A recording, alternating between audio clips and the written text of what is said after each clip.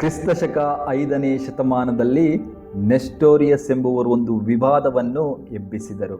ಅವರು ಮಾತೆ ಮರಿಯಮ್ಮನವರನ್ನು ಕೇವಲ ಕ್ರಿಸ್ಟೋಟೋಕಸ್ ಅಂದರೆ ಕ್ರಿಸ್ತನ ತಾಯಿ ಎಂದು ಮಾತ್ರ ಕರೆಯಬೇಕು, ದೇವಮಾತೆ ಎಂದು ಕರೆಯಬಾರದು ಎಂದು ವಾದಿಸಿದರು. ಅವರು ಯೇಸುವಿನ ದೈವತ್ವ ಮತ್ತು ಮನುಷ್ಯತ್ವವನ್ನು ಬೇರ್ಪಡಿಸಲು ಯತ್ನಿಸಿದರು. ಆದರೆ ಕ್ರಿಸ್ತಶಕ 431ರಲ್ಲಿ ನಡೆದ ಎಫೆಸಸ್ ಮಂಡಳಿಯು ಅಂದರೆ ಕೌನ್ಸಿಲ್ ಆಫ್ ಎಫೆಸಸ್ ಈ ಸತ್ಯವನ್ನು ದೃಢಪಡಿಸಿತು.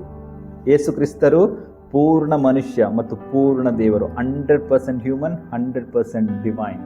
ಆದುದರಿಂದ ಮರಿಯಮ್ಮನವರನ್ನು ಕೇವಲ ಕ್ರಿಸ್ತನ ತಾಯಿಯಲ್ಲ, ಅವರು ಸತ್ಯವಾಗಿಯೂ ಥಿಯೋಟೋಕಸ್ ಅಂದರೆ ದೇವಮಾತೆ ಎಂದು ಕರೆದರು.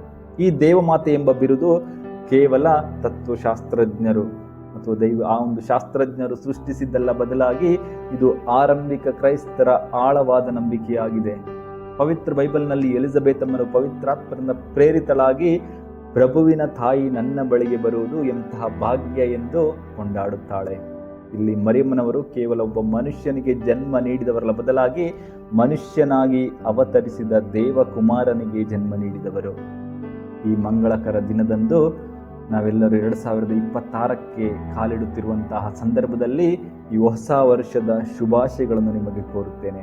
ಈ ಹೊಸ ವರ್ಷದಲ್ಲಿ ದೇವರ ಒಂದು ಚಿತ್ತವನ್ನು ಮಾಡಲು, ಪಾಪವನ್ನು ಜಯಿಸಲು ಮತ್ತು ಬರುವ ಕಷ್ಟ ನೋವುಗಳನ್ನು ಸಹನೆಯಿಂದ ಎದುರಿಸಲು ಸರ್ವಶಕ್ತ ದೇವರು ನಿಮಗೆ ಶಕ್ತಿಯನ್ನು ನೀಡಲಿ.